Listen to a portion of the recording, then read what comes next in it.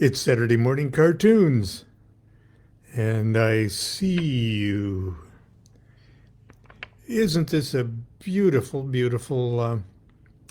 This is one of our treasures. It was made by, I believe, a Salt Lake City uh, craftsman, a friend of Sel Heidel's, and Sel commissioned it, and then he gave it to us many, many years ago.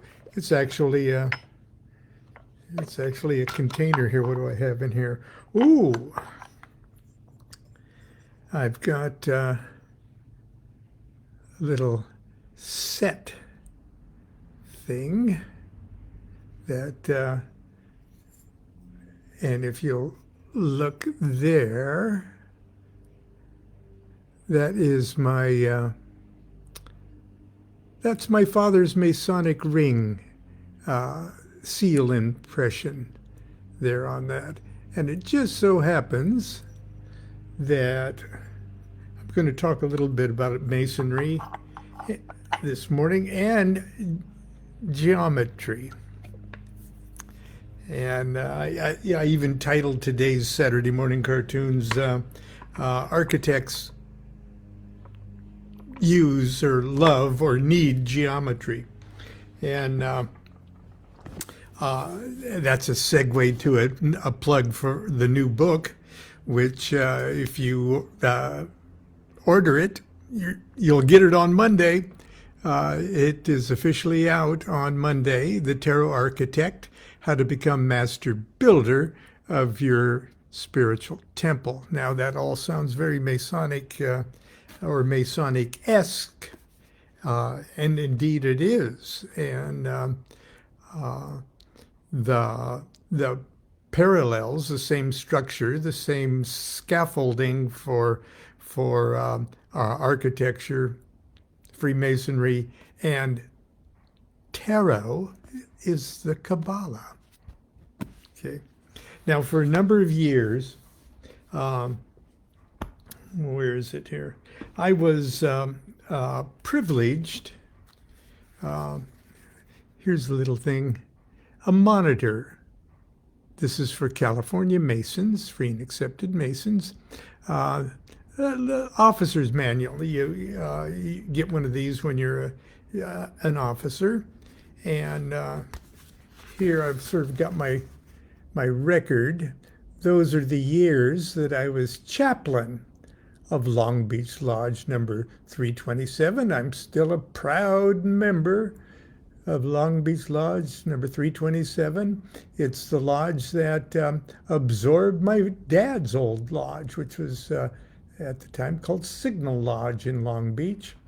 And those are the years I was chaplain. And here are the years that I was junior deacon. Okay. Now, the job of the junior deacon is sort of on the inside of the door, and the door is sort of in the southeast of the, and I make sure nobody gets in who's doesn't belong there. Okay. The titler's on the outside and junior deacon's on the inside. And I do other things. I carry messages back and forth and things like that. But the real job of a junior deacon is to practice and train himself to be the senior deacon. Usually the next year or something. That's how you move up the chairs. And the senior deacon, the most fun and the most magically, Kabbalistically thrilling my lodge work, Masonic lodge work, was my studying and becoming proficient in the lectures and the lessons that the senior deacon delivers to a candidate, specifically the candidate to the second degree, the fellowcraft degree, where the juiciest of Masonic teachings are illustrated. And so it was my privilege during my junior deacon year, my second junior deacon year, to actually serve as senior deacon at several initiation ceremonies. So I had to memorize the whole thing. Now, when you think about Freemasonry, you think about masons, the architects.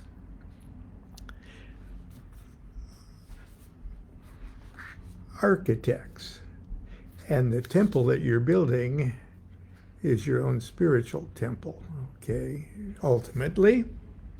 And in this book, I illustrate it all by having you literally make your own tarot deck, okay, and literally master the geometry, if you will, of how the tarot illustrates the construction of the universe, not only that, of being itself. So I'm plugging that book, okay, no doubt about it. But see this little officer's manual. What is secret in Freemasonry is not written out in words like this. In other words, everything that's written out in English in this book, I can share with you. I can share with Masons or non-Masons alike. It's called monitorial. It's monitorial teachings. So you can go home and have your wife help you memorize certain things here. But there are certain things that are truly proprietary. And you have to study those in code, kind of secret, spooky. It's really cool. So with that, you have to be trained by another Mason, just mouth to mouth, word to word. You can do it over the telephone now, but you have to memorize it that way. And the code book only sort of helps you if you've already got it memorized. You sort of see the strange code and you can sort of go, yeah. But unless you've already memorized it, that code doesn't mean jack, okay? I want to share with you, because of the tarot architect and the fact that geometry is so important in Freemasonry and in life and in mysticism and in Kabbalah and in magic. In the little lecture, and the lecture is delivered as the candidate is being walked through the temple with illustrations and carpets and it's really very, very cool. And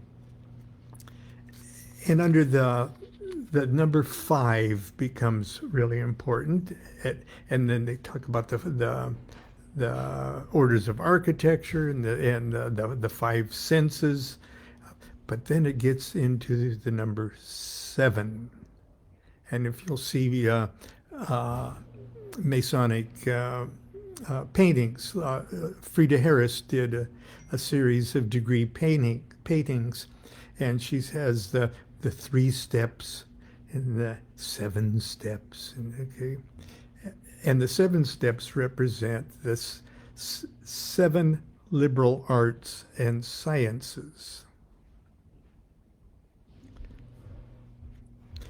grammar, rhetoric, logic, arithmetic, geometry, music, and astronomy. But Masons zero in on geometry. And if you are curious enough, I'm going to read what I can read to you a little bit from the lecture on geometry. Geometry treats of the powers and properties of magnitudes in general, where length, breadth, and thickness are considered. Now, I just love the archaic language, the archaic English language of the material, and it actually helped me because I'm a slow memorizer, and it actually helped me with this archaic, at least early 19th century, at least, and 18th century English. It helped me to imagine myself sort of like a bushy character like Mark Twain with a cigar someplace in South Carolina or something, Masons. And for years, okay, smoking was permitted, okay, in temples. So many old Masonic lodge rooms smell like the stalest 100-year-old cigars. But anyway, I would imagine myself slowly delivering these lines with a cigar. As a geometry, traits on the powers and properties of magnitudes in general, where length, breadth, and thickness are considered. Okay, that's silly. Now, it goes on and describes what I had showed you at first. Now, let's just imagine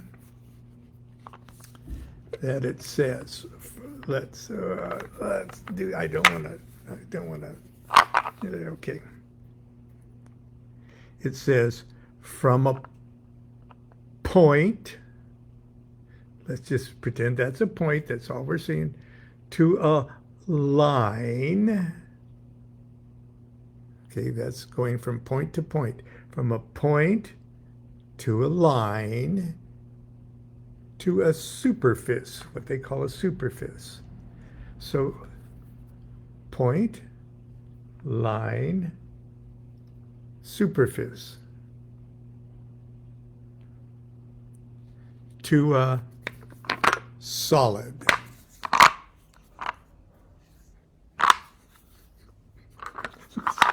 So it's hard to, okay, from a point to a line to a superfice to a solid. Okay. That's the cartoon part of today's. A point is the beginning of all geometrical matter. Now we're talking Kabbalah here. Talking about the singularity. The primal point. A point is the beginning of all geometrical matter. A line has length without breadth or thickness. A superfice, okay, like a plane now, a plane surface, has length and breadth without thickness. A solid breaks into dimensions. A solid has length, breadth, and thickness. Sounds like just very, very basic stuff, okay? Doesn't sound very spiritual at all, except what it is making you consider. It's a Kabbalistic lecture right there on the primal point, which would be considered the sphere of Saturn, okay, to a line, okay, that line would be the Aleph, stretching infinitely up and infinitely down.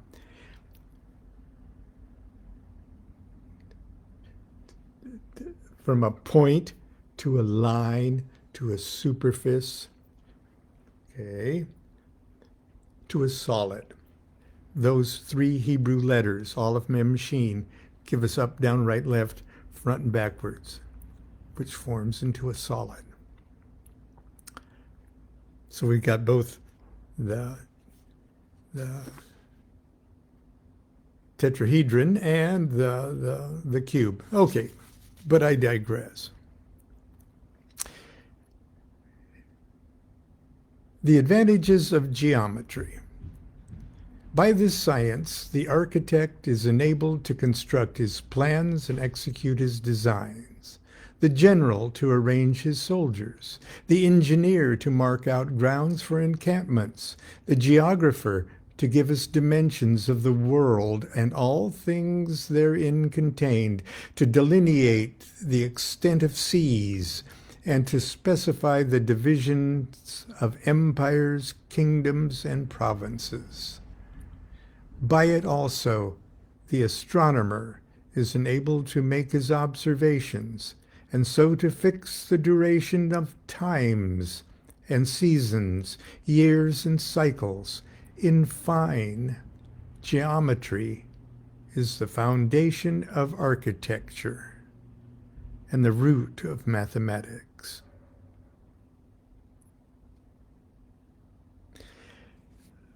I'm going to digress to point out that a simple lecture like this, delivered under very mystical circumstances and an environment, and in inspired and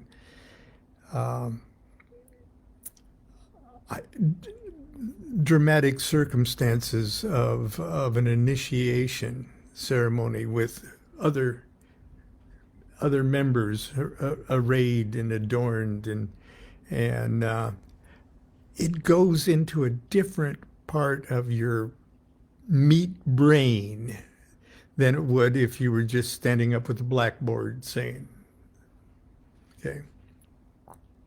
It's one of the techniques of initiation. The moral advantages of geometry.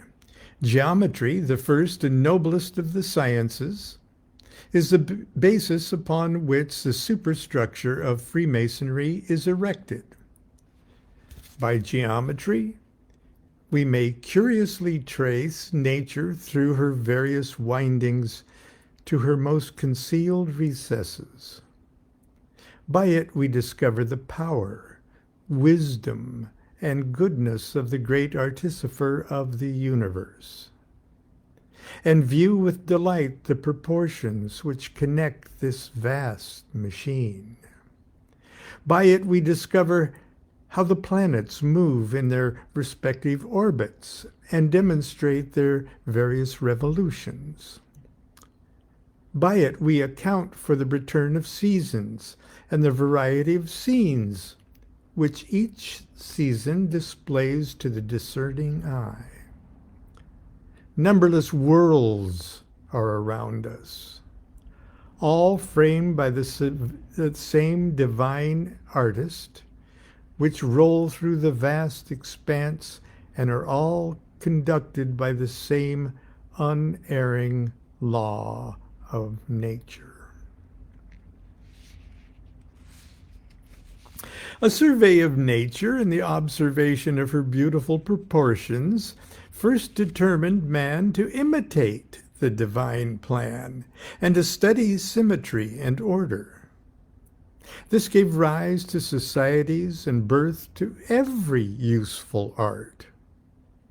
The architect began to design, and the plans which he laid down, being improved by time and experience, have produced works which are the admiration of every age.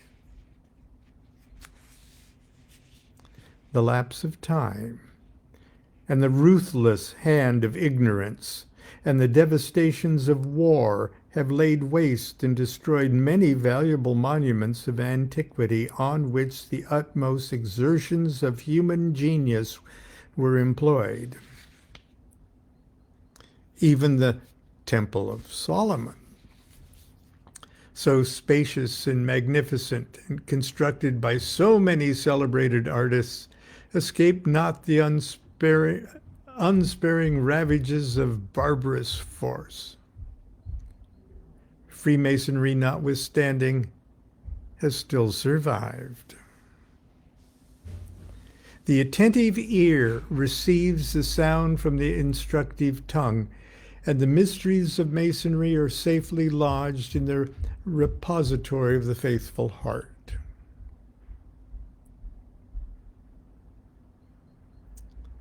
Faithful breasts, it actually says.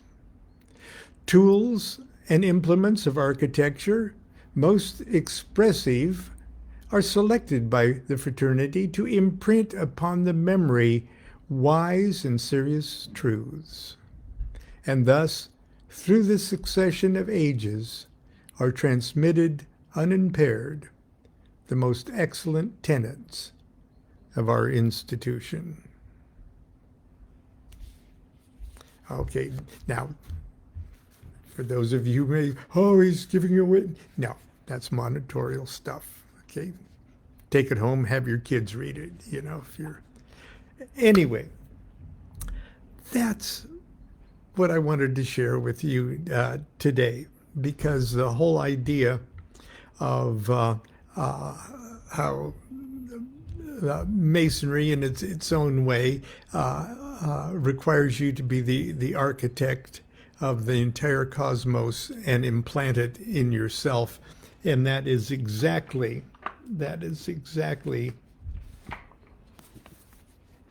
what this is intended to do. That's why it has this particular title, okay? And if you're into a painless way to implant the Kabbalistic basis using the pleasant and colorful images and adornments of the tarot, I think you'll really enjoy this book. And as I said yesterday, this, as Ed Wood said when he first went to the premiere of Plan 9 from Outer Space, this is the one they're going to remember me by. Or maybe not. Until tomorrow, for Sunday school, continue to be good to yourself and be good to each other. Do what thou wilt shall be the whole of the law. Love is the law, love under will. Thank you, dear. I'm going next door for a minute. Okay. Whether they want me or not.